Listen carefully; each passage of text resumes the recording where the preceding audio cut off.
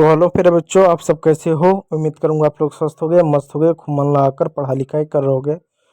तो बच्चों, आज के इस वीडियो में हम आपको इंग्लिश में नाम लिखना और पढ़ना सिखाने वाले हैं कि कैसे आप अंग्रेजी में किसी का नाम लिख सकते हो, पढ़ सकते हो। बहुत ही आसान तरीके से आपको सिखाने वाले हैं। देखो बच्चों, यहाँ पर अगर एक नाम लिखा हुआ है MOHAN। अब ये नाम लिखा हुआ मोहन। अगर इसी नाम को अगर हमको पढ़ना होगा तो सबसे पहले हमको पता होना चाहिए कि जो एम है, एम की हिंदी मोह होता है। ओ है, ओ से आपका ओ की मात्रा होता है। एच ए से आपका ह होगा और एन से न होगा, तब जाकर हम इसको मोहन पढ़ पाएंगे। और इसी का उल्टा हमको अगर अंग्रेजी में नाम लिखना हो तो हमको पता होना चाहिए कि एम की अंग्रेजी क्या होगी, एच की ह की अंग्रेजी क्या होगी, न की अंग्रेजी क्या होगी, तभी जाकर हम लिख पाएंगे।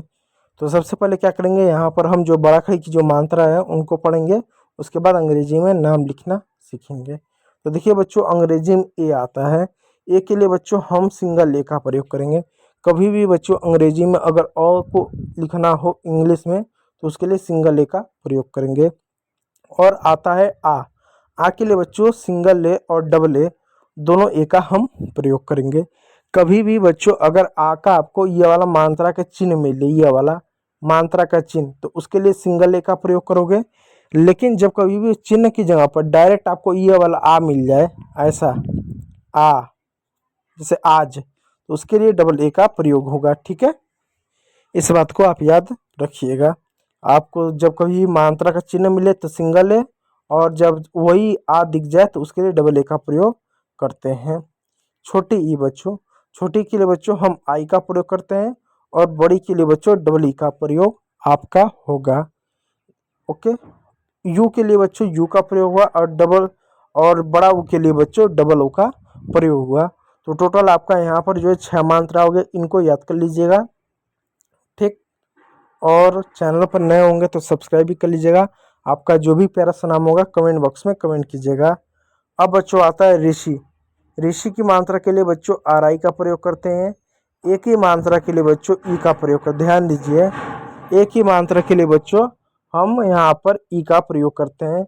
ए की मात्रा के लिए बच्चों हम यहाँ पर ए आई का प्रयोग करते हैं, जबकि ओ की मात्रा के लिए बच्चों ओ का, और औ की मात्रा के लिए ए यू का, और अंग की मात्रा के लिए ए एन का प्रयोग किया जाता है। ठीक, और जरा ध्यान दीजिएगा बच्चों, ये जो अंग की मात्रा है, अगर इसका आवाज कहीं पर, जो अंग की मात्रा है अगर इसका आवाज कहीं पर न हो तो ए एन का, न हो तो ए एन का प्रयोग हुआ, और कहीं पर इसका आवाज म हो तो इसका उच्चारण ए एम के रूप में होगा। जरा इसका ध्यान दीजिए। जैसे मान लो मैं एक शब्द लिखूं गंभीर, ठीक है, और एक शब्द लिखूं गंगा। देखो गंभीर में ना इस शब्द को उच्चारण म के रूप में हो रहा है, गंभीर म आ रहा है, जबकि म कहीं लिखा नहीं है।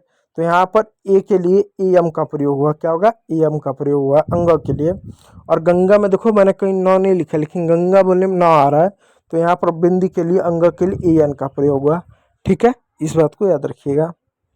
चलिए इसके आगे देखिए, अह के लिए ए एच का प्रयोग होगा, जैसे नमः, दुख, अतः, इस तरीके के शब्दों के लिए। ठीक, चलिए उसके बाद देखिए बच्चों क ख होता है, उसकी भी अंग्रेजी जान लीजिए कि इसकी क्या अंग्रेजी होती है। देखो क के लिए के का प्रयोग करते हैं, ख के लिए के एच का प्रयोग करते हैं, ग के लिए जी का प्रयोग करते हैं, और घ के लिए जी एच का प्रयोग करते हैं। अंग के लिए एन जी का प्रयोग करते हैं, च के लिए सी एच का प्रयोग करते हैं, छ के लिए सी डब्ल्यू एच का प्रयोग करते हैं, ज के लिए जे का प्रयोग करते हैं, और झ के लिए जे एच का प्रयोग करते हैं। और यहाँ पर इ के लिए आपका एन वाई का प्रयोग होता है। ठीक, अब जरा ध्यान दीजिएगा, जो पहले में था वही दूसरे में था, वही दूसरे में हुआ, बस एच जुड़ गया, और जो तीसरे में था वही चौथे में हुआ, एच जुड़ गया। सेम चीज़ वही, इससे पहले में सी था, दूसरे में एच जुड़ा, तीसरे में ज था, चौथे में जी एच हो गया। यानी जो पहले में होता है वही दूसरे में होता है, बस एच जुड़ता है। ठीक है, चलिए अगला देखिए, ट का टी होगा, ठ का टी एच होगा, ड का डी होगा, ढ का डी एच होता है, और अना का एन होता है। उसी प्रकार ट का ती होगा, थ का बच्चों आपका टी एच होगा, ड का डी होगा, ढ का DH होता है और N से न होता है। यानी अगर ध्यान दे तो ट से टी, ठ से टी, ड से डी, ढ से DH, इनकी अंग्रेजी बच्चों समान होती है। यानी चाहे ट वर्ग लें चाहे त वर्ग लें, दोनों की आपको अंग्रेजी समान देखने को मिलेगी। ये गलती से नहीं है, मतलब इनकी अंग्रेजी एक तरीके से देखा जाए तो समान ही है। ठीक है, इस बात को आप याद रखिएगा। चलिए अगला बच्चों चलते हैं प वर्ग पर। प का बच्चों पी आता है, फ से PH होता है, ब से B होता है, भ से BH होता है, M से म होता है, Y से य होता है, R से र होता है, L से ल होता है, फिर V से व होता है, और S से बच्चों आपका क्या होता है, श होता है। तो मतलब इनकी और उनकी अंग्रेजी एक तरीके से समान होती है। ठीक है, इस चीज़ को आप ध्यान दीजिएगा। चलिए अगला देखिएगा बच्चों आपका एच से बच्चों स होगा, स से बच्चों एस होगा, ह से बच्चों एच होगा, छ से बच्चों KSH होगा, र से बच्चों TR होगा, और ग से बच्चों GY आपका होगा।